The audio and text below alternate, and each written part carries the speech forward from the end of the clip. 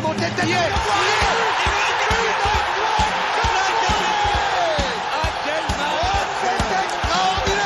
Pauletta dans la surface, la frappe. Oh le but exceptionnel encore une fois face à un Barthez maudit devant le Portugais.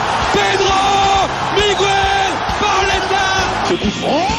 Oh là là là là là là là là.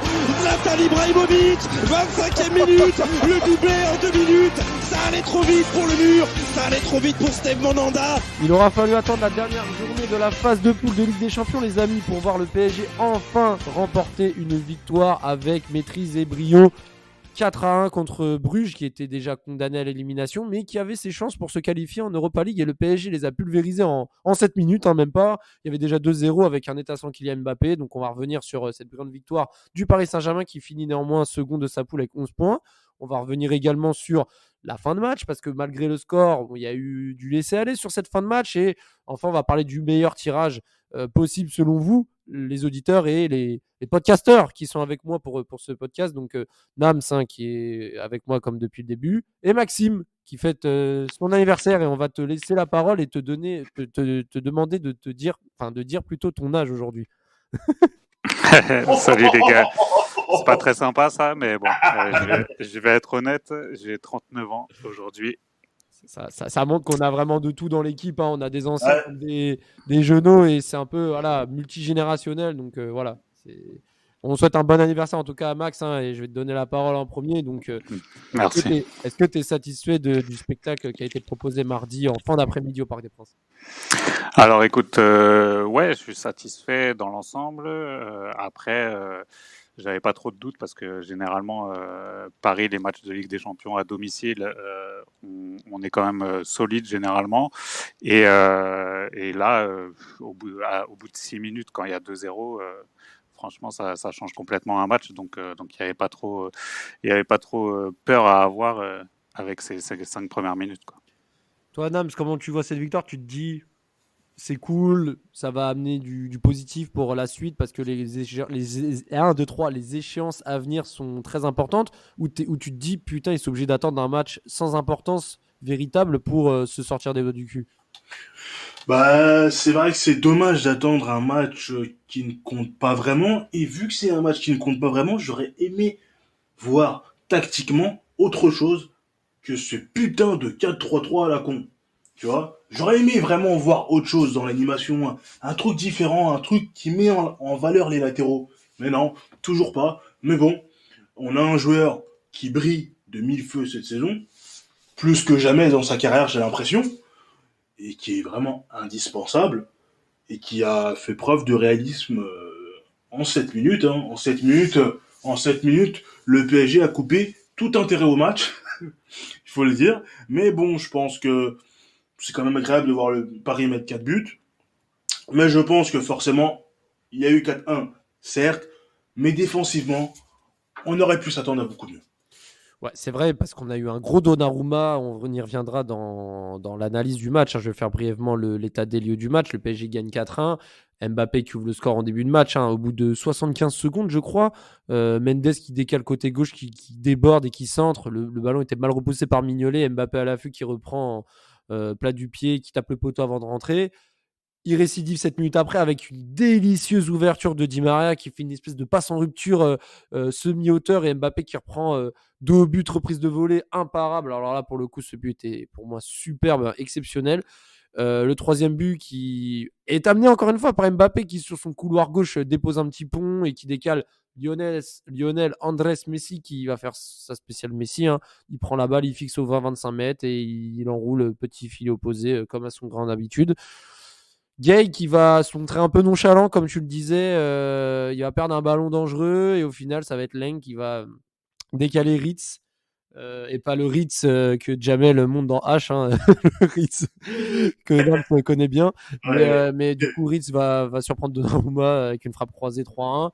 Et enfin, Messi qui va provoquer un penalty, qui va transformer lui-même, et il va mettre son 5e but en 6 matchs de Ligue des Champions, malgré son début de saison un peu en demi-teinte. Donc Messi qui va marquer sans hésiter, une grosse bastos, 4-1 à un quart d'heure de la fin. C'est vrai que voilà, on s'attendait à peut-être une deuxième mi-temps plus maîtrisée, peut-être des tentatives de Pochettino, comme tu le disais, Nams, sur cette fin de match. C'est ça. Qu'est-ce que tu en penses, toi, Max? Quels sont les joueurs pour toi? Alors, le podcast d'avant, on a dit on va parler que des flops contre Lens. Là, pour le coup, je pense qu'on va parler surtout que des tops. Pour toi, quels sont les joueurs qui se sont mis en avant, hormis Mbappé, sur lequel on va revenir par la suite? Pour moi, Donnarumma, parce que Donnarumma, il nous en sauve quand même quelques-unes. J'ai bien aimé Hakimi, que j'ai trouvé un peu mieux que sur les derniers matchs, même si c'était pas ouf non plus, mais pour rejoindre Nams, c'est vrai que... Il peut faire mieux, je trouve, Hakimi, quand même. Enfin, Ouais, il peut faire mieux, mais je l'avais trouvé vraiment pas bon sur certains derniers matchs. Là, je l'ai trouvé un peu plus motivé. Et ouais, mais bon, après, il y a son placement aussi. Je rejoins Nams pour dire que on aurait dû, dans un match comme ça, essayer des choses. Et puis, moi, c'est ce que je disais pendant le match. N'importe quelle grande équipe, à 3-0 au bout de 20 minutes, pour respecter le football, elle va essayer d'en mettre 8. Alors que nous, avec notre mentalité, on s'arrête de jouer, on s'arrête de courir, on fait plus de pressing. Voilà, on redevient mou. Et ouais, à l'image du but qu'on prend, où Gay a un petit peu trop de nonchalance, et après tu vois Marquinhos qui fait des grands gestes pour que tout le monde revienne, et au final, on se prend un but derrière. Donc ouais, surtout Mbappé, Donnarumma, Messi pas mal. Au début, je me disais que on le voyait pas trop, mais au final, les stats elles sont là, et moi, j'attends pas beaucoup plus de lui, parce qu'on sait très bien que maintenant, à son âge, c'est pas lui qui va nous faire des percées comme il a pu faire avec Barcelone et dribbler tout le monde. Donc s'il est efficace, moi, ça me suffit. Et sinon, c'est tout. Après, Verratti, comme à son habitude, peut faire un petit peu mieux. Non, mais c'est vrai qu'il fait quand même un gros match, Verratti. Faut quand même le dire. On est très dur, Verratti, mais un peu juste physiquement, mais ouais, il a... De toute façon, quand il est là, ça change tout. Hein. Toi, Nams, tu retiens d'autres joueurs sur la forme qui a pas sorti Max? T'en as d'autres? Non, il a sorti les noms qui... Marquinhos aussi, hein. Marquinhos comme d'habitude aussi, hein, peut-être. Ouais, après, ouais, voilà. Marquinhos, il est tellement régulier et rarement mauvais que c'est limite évident que j'ai du mal à le citer. Mais c'est vrai que globalement, ouais, voilà, la majorité des joueurs ont été plutôt bons. Des latéraux un peu décevants, mais moi je retiendrai surtout Mbappé et Donnarumma. Donnarumma qui a vraiment été propre, je trouve. On va revenir vraiment sur la partie... Enfin, avant de revenir sur Mbappé, parce que Mbappé est évidemment l'homme du match, vous avez un peu là des joueurs qui n'ont pas vraiment répondu présent. Moi, j'en ai un en tête. Hein. On va peut-être pas être d'accord, mais je trouve que Wijnaldum n'a pas répondu présent par rapport à ses attentes, parce qu'il a été encore une fois aligné titulaire en Ligue des Champions. Pour moi, ça a été le seul qui n'a pas été au niveau du soir. Bon, à partir du moment, déjà, tu sais qu'il peut faire mieux. Il rate déjà la grosse occasion en première mi-temps. Bon, ça, c'est pas trop grave. Mais beaucoup de ballons mal négociés, peu de passes vers l'avant. On le sentait très, très nonchalant et pas assez inspiré, alors qu'il y avait de l'espace, justement, pour faire des choses contre Bruges. Enfin, je sais pas ce que tu en penses, toi, Max, mais... Ouais, je suis d'accord. Il a été un peu invisible, et c'est dommage, parce que quand on se rappelle du joueur de Liverpool, justement, c'était le joueur box-to-box. Et dans un match comme ça, j'aurais bien aimé le voir prendre un peu plus d'initiative avec le ballon. Moi, il y en a un qui dernièrement, je commence à avoir quelques doutes, même si je l'aime bien et je pense qu'il a un gros potentiel, c'est Nuno Mendes. J'ai pas l'impression qu'il progresse trop pour l'instant. Je pense que c'est aussi le système. Il serait sûrement mieux en piston, et ça serait moins dangereux, ses pertes de balles et ses placements. Mais je trouve que tactiquement, il est assez faible dernièrement. Et c'est dommage, parce que je pense que c'est un bon joueur qui a un gros potentiel, et il faudrait pas le cramer. Et il m'a l'air aussi un petit peu fragile, donc à voir, à suivre. Un petit mot sur Ganagay, toi, Nams? Parce que c'est vrai que Ganagay, il a quand même été costaud. Hein, sur son... Ouais, il a été costaud, mais... il a été costaud, mais je peux seulement... Je retiens ce qu'il a fait sur le but. Moi, c'est ça, je me dis, mais à quoi tu penses sur le... Où est-ce qu'il était dans sa tête sur le moment? Ouais. Même si on est qualifié, même si... Enfin, reste concentré, reste dans ton match. Et à côté, un peu plus loin, t'as Verratti qui marche. Ce genre de choses, tu peux pas te le permettre. Et comme tu l'as dit, on respecte pas le football. Il y a 3-0, ça marche comme si, en plus, tu sais, on peut pas dire, ouais, on pense au match de samedi, on pense au match de dimanche. Attends, frère, on a 12 points d'avance, là. On a 12 points d'avance. Enfin, si, mais faut plier les équipes. Quand il y a moyen de les plier, faut les plier. Faut envoyer un message à l'Europe. Parce que là, ce que Paris a montré en Ligue des Champions, c'est pas fameux jusqu'à présent, tu vois. On est deuxième. Hum, Tout peut arriver, n'importe quel tirage peut arriver. Une élimination en huitième de finale avec ce recrutement, franchement, Ouais, non, c'est on vrai, n'est pas loin, ce serait on serait pas loin, ce serait la on serait pas loin catastrophe. d'une des pires humiliations de notre histoire, hein. Ah, c'est Franchement, vrai que ce serait catastrophique au vu des attentes et des promesses. C'est vrai que ce serait catastrophique. Mais pour le coup, Gay, pour revenir sur Gay, c'est vrai que Gay, je trouve que hormis cette erreur-là, il a quand même, on sent quand même un joueur libéré. Enfin, je sais pas si vous vous rappelez en première mi-temps du retourné qu'il a tenté de faire aussi. Enfin, tu sens quand même que le gars, il est en confiance et même, on sait que balle au pied, c'est pas sa spécialité par rapport à ses autres qualités physiques. Mais je trouvais que balle au pied, il avait peu de déchets. Enfin, j'ai trouvé Gay quand même assez rassurant. Moi, on va dire, ma seule ombre, hormis Wijnaldum, c'est le fait que Dina Mbimbe n'ait pas commencé titulaire parce que je pense qu'il aurait mérité de jouer plus que 10 minutes contre Bruges. Parce que c'est vrai que les Titi parisiens avaient un gros match contre Bruges justement en Youth League qu'ils ont remporté 3-2 avec une ah ouais, formidable remontée avec Simons notamment le meilleur ami de dédicace à Rafik, Rafik. dédicace à Rafik, son meilleur ami et Bichiabou, je sais pas, El Shaddai là qui a pris un Chadaï. rouge, en première mi-temps. Mais en tout cas, Dina Mbimbe, je pense qu'il aurait mérité d'avoir plus de temps de jeu sur des matchs comme ça. C'est vrai que là-dessus, Pochettino, il est indéfendable. Il Il doit abuse. justement faire jouer les joueurs qui n'ont pas beaucoup de temps de jeu pour qu'ils se sentent concernés par le projet et surtout qu'ils puissent prouver aux coachs qu'ils ont parfaitement leur place. Donc voilà, on va dire que moi, c'est mes deux points un peu négatifs, Wijnaldum et les choix de Pochettino. Ce qui est moins négatif, par contre, Maxime, on va parler d'un homme. On va parler d'un homme qui est juste on fire et mon Dieu que je l'ai critiqué pendant des années par sa mentalité et son égocentrisme. Mais là, ses stats déjà parlent pour lui, mais surtout son état d'esprit et on sent que ça influe sur son jeu. Kylian Mbappé, qui a été encore une fois l'homme du match hier, c'est vraiment le joueur qui fait porter le Paris Saint-Germain. Je vais parler des statistiques cette saison. Sur 22 matchs de compétition confondue, c'est 11 buts et 12 passes décisives. C'est-à-dire que là, pour le coup, ce n'est plus qu'un simple buteur, c'est un joueur qui fait briller les autres. Et on va parler de ses statistiques en Ligue des Champions. 51 matchs en Ligue des Champions, 31 buts, 23 passes d'ess. Il a mis plus de buts en Ligue des Champions alors qu'il a même pas 23 ans que des Wayne Rooney ou que des Samuel Eto'o, Max. Enfin, là, on va pas parler que de chiffres, mais là, quand même, ces chiffres, ils font peur, hein. Non, ouais, clairement, il marche sur l'eau en ce moment. C'est lui qui porte l'équipe. Depuis que, je pense que Pochettino, il peut lui tirer un grand coup de chapeau parce que depuis que Pochettino est arrivé, c'est lui qui sauve tous les matchs quasiment. Il a fait, il est de plus en plus efficace. Je pense que aussi ça l'a titillé un peu de commencer sur le banc contre Lens. C'est le genre de joueur qui aime avoir des Il était pas à challenges. 100%. Après, il n'était pas à 100% contre Lens. Je crois qu'il avait besoin un peu de repos. C'est aussi pour ça qu'il n'avait pas commencé le match. Ouais, mais je pense que voilà, c'est le type de joueur qui aime pas, même quand t'es pas bien, être sur le banc, parce que lui, ce qui compte, c'est les stats, et il l'a toujours dit, il veut marquer l'histoire. Donc, il a envie de jouer tous les matchs. Mais ouais, c'est clair qu'il est impressionnant, et moi, ce qui me fait peur, c'est que là, il donne tout, et pour dire, voilà, je vais partir, et au moins, on pourra rien me reprocher.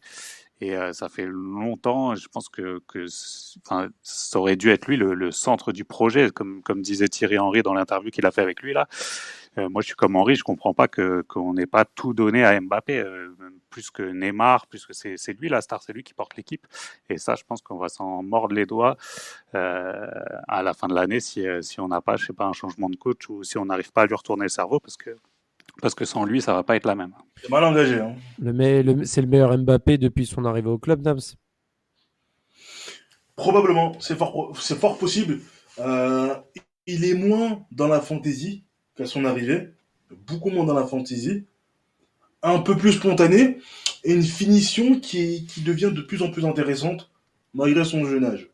Donc franchement, en plus, le but que met Messi, on voit comment il joue, comment il travaille. Ah, c'est C'est ça impressionnant qu'on ce veut qu'il fait, voir. hein. C'est impressionnant C'est les ça. appels. Et en plus, quand Messi va marquer, je sais pas si vous vous rappelez, quand il fait son déplacement côté droit pour emmener la défense et laisser le boulevard pour Messi, franchement, il est au four au moulin. Déjà, il est côté gauche, il met petit pont, il dépose son adversaire, il décale Messi et après, il va faire le, comme dans la météo, là, comment on dit, le truc qui empêche les ouragans de venir, là, l'anticyclone. Là. Il fait l'anticyclone, appel sur la droite pour laisser Messi faire sa spéciale. Enfin, non, franchement, mais et sur le 4e but, apparemment Mbappé devait tirer, il l'a laissé encore une fois Messi, comme contre Leipzig. Ah, il aurait pu justement prendre ce ballon et mettre son triplé. Mais ouais, c'est vrai il a été altruiste. Il a été altruiste et ça, c'est important malgré les records, etc., qui veulent battre les records, etc. Important de penser aux coéquipiers, Messi ou pas. Mais c'est vrai que c'est classe de sa part. Ouais, Ouais, il pense au collectif et en plus, enfin, c'est fort, c'est ça qui fait les grands joueurs aussi. Il a eu un été mouvementé, il a clairement dit qu'il voulait partir, qu'on l'a pas laissé. Il aurait pu faire la gueule comme il a fait certaines fois quand il était un petit peu plus jeune sur des matchs. Et voilà, là, il met tout le monde d'accord. Personne ne peut rien lui reprocher. quand cet été, il brille contre Strasbourg avec des passes décisives, contre 3 également, il met son doublé à Reims juste avant la fin du mercato qu'il annonçait au Real Madrid. On pense aussi à ses buts contre Leipzig, contre Angers, contre Clermont, enfin, et ses passes décisives sur les autres matchs où il ne marque pas forcément. Je pense notamment à Lyon, son centre pour Icardi contre Lyon dans les arrêts de jeu. Enfin, en fait, vraiment, Mbappé, son but aussi contre Nantes, au bout d'une minute. Enfin, c'est vrai qu'Mbappé, il est toujours impliqué et il a enfin compris, selon moi, que pour recevoir, il faut donner. Et c'est ce qu'il fait en fait. C'est vraiment, il joue pour les autres. Et en fait, il se rend compte qu'autour de lui, il y a des gens assez talentueux pour le lui rendre. Et surtout des joueurs comme Messi. Donc non, franchement, c'est vraiment bien ce que fait Mbappé. J'aime beaucoup cet état d'esprit. Je pense qu'il a compris que voilà, cette année, il va tout donner. Et puis, voilà, je ne sais pas vous comment vous voyez la suite pour Mbappé. Est-ce qu'il va rester ou pas? C'est toujours l'éternelle question, hein, Max. Non, Non, Nams, est-ce qu'il reste pas? Moi, j'y crois encore. Si on arrive Ah à ouais? faire venir Zizou et Wenger, bah moi, jusqu'au dernier moment, hein, j'y croirai jusqu'à temps qu'il est vraiment signé et que je le vois C'est que avec le maillot dans de 4 Madrid. semaines, dans 4 semaines chrono, il peut s'engager où il veut gratuitement, hein. Enfin, gratuitement, Ouais, je sais sans bien. indemnité de transfert. Et en plus, quand je vois Pochettino, ce qui nous donne, tout ça, ça donne pas envie. Et même, c'est on se sûr. foutait de lui, Mbappé, quand il disait, ouais, moi, le projet du PSG, je sais pas trop si j'y crois ou pas. Nasser qui lui dit, bah voilà, avec tous les joueurs qu'on a recrutés, là, si t'y crois pas, mais au final, pour l'instant, Pochettino, il arrive pas à créer de collectif. Et pour l'instant, c'est Mbappé qui a raison. Donc, on va Ouais. voir. Moi, j'y croirais jusqu'au bout, mais c'est clair que ça va Moi, il a fait changer ma son temps. vision du club quand il va partir. Après, ouais, Mm. pour lui, il devrait partir, hein. La France, on sait Ligue 1, comment surtout, tu c'est vois, la mentalité. Ouais. c'est ça, mais il a fait son temps en Ligue. Déjà, il a fait son temps en Ligue 1, tu sais, ça me fait penser un peu à Benzema à l'époque, tu sais, c'est au bout d'un moment, tu dois partir. Là, tu dois aller dans un autre championnat. Alors, certes, c'est plus la Liga, c'est plus la Liga du début des années 2010, mais ouais, même en termes d'exigence, je sais plus qui était qui parlait de ça, si c'était Anelka ou Henry. Il doit se frotter, Ibrahimovic, pardon. Il doit se frotter à l'exigence du très haut niveau, à la sévérité, parce que, tu sais, c'est un peu, t'as l'impression, Mbappé, il a droit à tout, on lui tape même quand c'est, même quand il faute, on lui tape jamais sur les doigts ou quoi. Et c'est le Club Med, le PSG, tu vois. Et c'est pas comme ça que le mec pourra se faire mal, pourra se faire violence pour aller encore plus haut. Alors, il est bien parti pour aller plus haut, mais il y a cette exigence que le Real pourrait lui apporter. Bah, j'ai pas l'impression qu'il puisse l'avoir au PSG, tu vois. C'est Mm. trop détente, le PSG. C'est trop la détente. Bah, tu me fais une passe décisive pour aborder le prochain thème. C'est vrai que la détente et on va dire le laxisme, c'est ce qu'on a senti en deuxième mi-temps lors du match contre Bruges. C'est vrai que en première mi-temps, le PSG menait 3-0. Après, on peut parler de suffisance, ça peut se comprendre dans le sens où le PSG de toute façon avait un peu cassé le match, etc. Mais au vu du contexte, Max, est-ce que le PSG devait pas un peu se racheter auprès de ses supporters après ses victoires étriquées là, 2-1, 0 en fin de match et sortir un récital et finir sur du 5-6-0 contre Bruges? Ouais, bah si, c'est ce que je disais tout à l'heure. T'as pas le droit, surtout quand tu sais que tu te cherches encore collectivement, que tu as besoin de mettre en confiance certains joueurs. C'est justement les matchs comme ça où tu dois le faire. Et ouais, moi je comprends pas quand je vois on prend le but et Pochettino il fait son changement, il sort Di Maria et Gay pour faire rentrer qui Herrera et je sais plus qui, hein, mais enfin, il fait un changement défensif alors qu'il y a 3-1, on vient de se prendre un but. Tu as l'impression que le mec, il te transmet qu'il a peur de la remontée de Bruges. Alors que Bruges, ils ont pris, je sais pas, 9 buts en 2 matchs contre City, ils en ont pris 5 chez eux contre Leipzig. C'est pas, ils galèrent un peu en championnat de Belgique, donc c'est pas, même si au match aller, ils nous ont posé des problèmes, c'est pas non plus un épouvantail. Donc ouais, je comprends pas, moi, cette mentalité. Ça reste mou, il y a personne qui gueule. Pochettino, toujours les bras croisés. On ne sait pas ce qui se passe dans sa tête. C'est dommage parce que justement, comme disait Nams, je pense que c'est ce match-là, cette deuxième mi-temps, qui aurait pu permettre de faire De se remettre en des confiance. essais. Ouais, de se remettre en Voilà. confiance, ouais, c'est ça. Ouais, c'est dommage, Nams, parce que on a souvent tendance à se faire chier en battant le PSG. Là, c'était parti, la première mi-temps, ça allait à 2000 C'est ça. et en deuxième mi-temps, bon, à part quelques accélérations de Di Maria, quelques sautes d'humeur un petit peu, quand Messi, pareil, il lance Di Maria qui frappe à côté vers la 65e, juste avant le but justement de Ritz. On voit plus Donnarumma se mettre en évidence que les joueurs, alors que normalement, c'est les C'est ça, joueurs c'est qui vrai. doivent se faire plaisir lors de C'est inquiétant. Je crois, moi, personnellement, ça m'inquiète.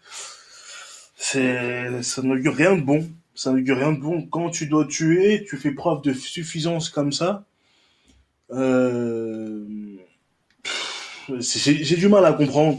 Tu sais, même par exemple, faire vraiment tourner et mettre sous pression les titulaires qui ne sont pas vraiment bons. C'est un truc qui aurait pu être fait, mais non. Et je comprends pas. Moi, je suis très inquiet pour ce huitième de finale.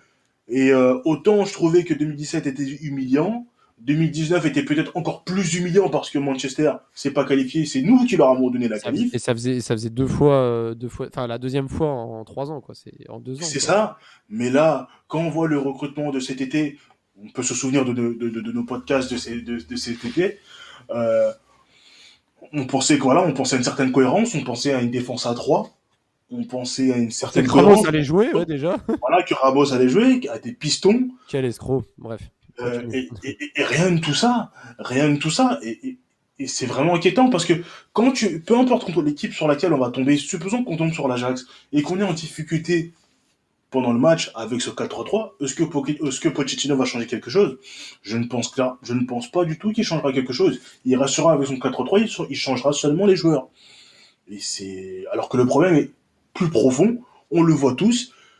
Ses analyses, ses conférences de presse, il est totalement déconnecté.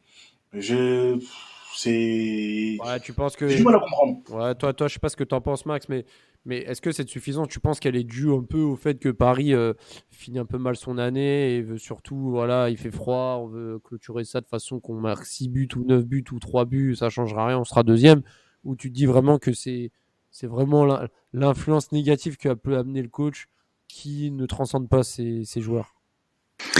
Ouais, moi j'ai plus tendance à penser ça que c'est justement cette mentalité, c'est au coach de l'amener.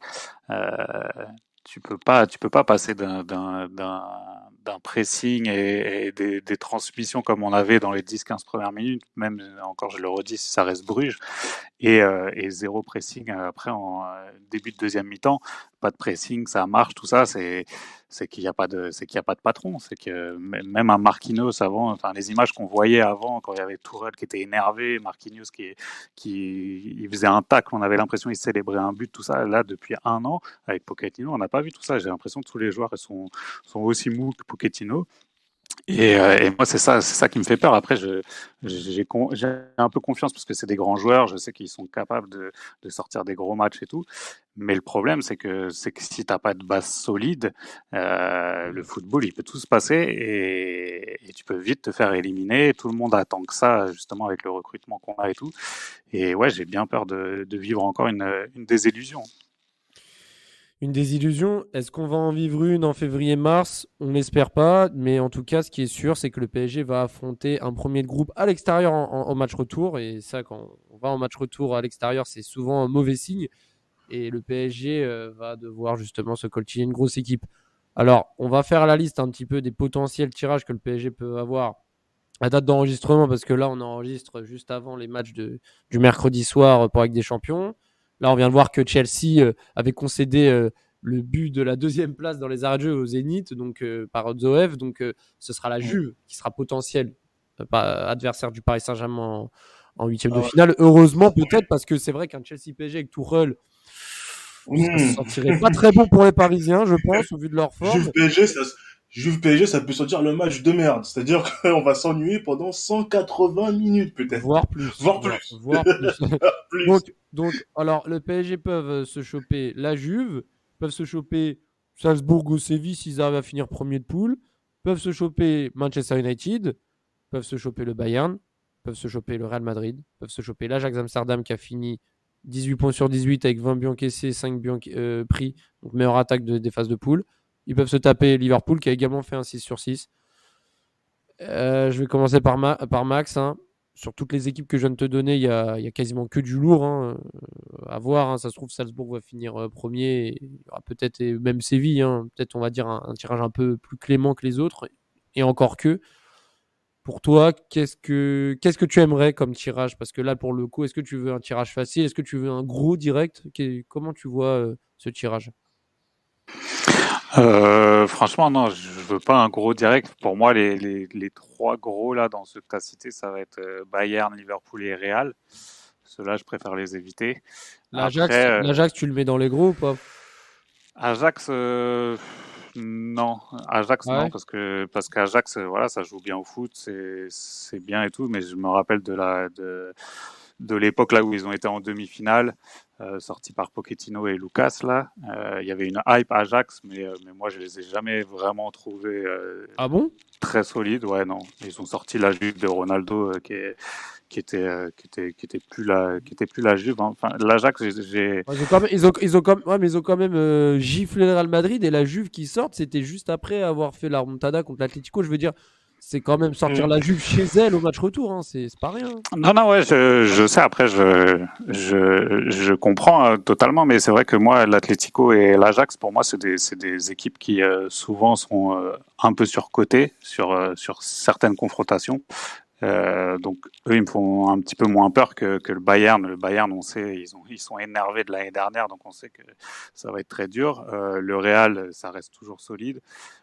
Liverpool, pareil, c'est des épouvantails pour moi. Donc ouais, moi j'aimerais bien la Juve ou Manchester. C'est Ouais. deux équipes qui me Que font un peu moins peur. Ce que t'aimerais, ou alors le premier de la poule G, à part si c'est Lille, mais si c'est Salzbourg ou Séville aussi, j'imagine. Ouais, voilà, ça se voit. Après Séville, les clubs espagnols, je me méfie toujours parce que ça joue au ballon, même si on sait que Messi il a des super stats. Je crois contre Séville, il a tout le temps marqué presque. Donc à voir, mais non, ouais, la Juve ou Manchester, un gros en difficulté, un petit peu comme nous, je pense que ça peut nous remotiver. Et de toute façon, j'ai confiance en l'équipe pour faire le maximum, mais il va falloir ouais avoir des meilleures bases et un meilleur collectif. Avant de te donner ton avis, Nams, moi j'avoue que je vais donner le mien parce que c'est vrai, quand tu dis que l'Ajax, voilà, justement, je trouve que contre une équipe joueuse, que ce soit Lens en Ligue 1 ou Man City en Ligue des Champions, le PSG est grave en difficulté. Et franchement, une équipe comme l'Ajax qui court à 2000 avec un collectif de dingue. Moi, je pense notamment à Anthony, une des révélations depuis 2 ans sous les couleurs de l'Ajax. Sébastien Haller qui est meilleur buteur de la Ligue des Champions, Gravenberch, Berghuis, Neres, Mazraoui sur le côté, Danny Blind. Vraiment, l'Ajax, ils ont une équipe quand même complète et qui commence vraiment à avoir de l'expérience. Donc, moi, franchement, l'Ajax, je les mettrais quasiment au même titre. Peut-être pas de Liverpool et du Bayern, mais que le Real, parce que le Real, depuis quelques années en Ligue des Champions, c'est pas non plus fameux depuis le départ de Zizou en 2018. Donc, à voir aussi. Hein. Je trouve que l'Ajax, c'est aussi un gros client. Je sais pas ce que tu en penses, Nams. Qu'est-ce que tu aimerais, toi, voir en huitième? Un gros, un petit? Comment tu vois le truc? Moi, j'aimerais bien voir une confrontation contre l'Ajax, justement. Moi, je m'en méfie beaucoup et j'ai envie de voir ce que Paris pourrait faire contre une équipe qui joue sans complexe, sans pression et qui a des vraies idées de jeu. Ten Hag produit quelque chose d'énorme avec ses jeunes. Les Anthony, les Haller, Blind qui est bien revenu. Non, franchement, il y a de quoi se régaler. Et David Neres aussi qui est plutôt pas mal. C'est une confrontation que j'aimerais beaucoup voir. Et aussi voir comment on supporterait ce match à Amsterdam aussi. Parce que bon, affronter Liverpool, ce serait vraiment, vraiment compliqué. Liverpool, j'aimerais vraiment pas les affronter. Liverpool, Bayern, je pense on sortirait. Mais le reste, c'est plutôt jouable à condition de démontrer autre chose. Parce que le rendement individuel, je pense que ce sera pas suffisant sur ces matchs-là. Ouais, c'est vrai que là, pour le coup, en Ligue des Champions, de façon pour aller loin, il faut avoir une équipe solide et pas que des joueurs sur le papier. Après, on peut quand même se dire que l'an dernier, avec le même coach, on a sorti le Bayern et le FC Barcelone, qui était certes un peu mal en point, mais quand même. Donc, on peut quand même se dire qu'avec des individualités, tout peut se passer, notamment Lionel Messi, notamment Kylian Mbappé, surtout avec sa forme. Donc, à voir ce que ça va donner. De toute façon, les tirages au sort vont arriver rapidement. Les échéances vont arriver dans un peu plus de 2 mois. On aura le temps parce qu'on sait qu'entre décembre et février, il se passe beaucoup de choses, notamment en termes de mercato et de dynamique. Et de blessures aussi. Hein. Et de blessures parce aussi. Que combien on en a perdu des joueurs à ce moment-là de la saison, juste avant les gros matchs. Bon, ça va, là en ce moment, on en perd avant même les tirages. Hein. Je fais une Neymar, donc ça va au moins. Là-dessus, le timing est moins pire qu'avant. Le PSG va recevoir l'AS Monaco dimanche soir en Ligue 1. Donc là-dessus, on reviendra aussi sur ce match parce que ce sera encore un test avant la fin d'année parce que Monaco est capable d'embêter les Parisiens comme l'année dernière. Hein, et ils ont battu au Parc des Princes comme très souvent. Hein, donc ça va être un match vraiment à suivre. Et surtout, n'oubliez pas, ce soir à 21h, donc jeudi à 21h ce soir, il y aura un space sur les 30 ans du Virage Auteuil, un premier space sur la page Passion Saint-Germain sur Twitter. Hein. On vous y invite nombreux, hein. Plus on est, plus on rit, que vous puissiez nous faire partager vos souvenirs et vos anecdotes de tribune à Auteuil, vos souvenirs, hein, que ce soit les plus anciens comme Maxime qui vient d'avoir 39 ans, je le rappelle, ou les plus jeunes avec le Virage Auteuil actuel. Hein, donc désolé, c'était gratuit. Mais en tout cas, on espère vous voir nombreux et on se concoctera de vos analyses et vos souvenirs. En tout cas, merci à vous d'avoir été là. On espère que le PSG va continuer sur sa lancée. Réponse dimanche soir. Et sur ce, bonne soirée. Et à très vite sur les podcasts Passion Saint-Germain. Il est monté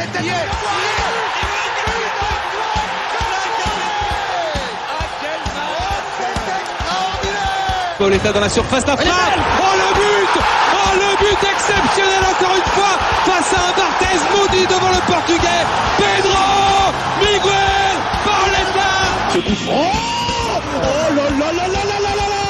Zlatan Ibrahimovic, 25e minute, le doublé en 2 minutes. Ça allait trop vite pour le mur, ça allait trop vite pour Steve Mandanda.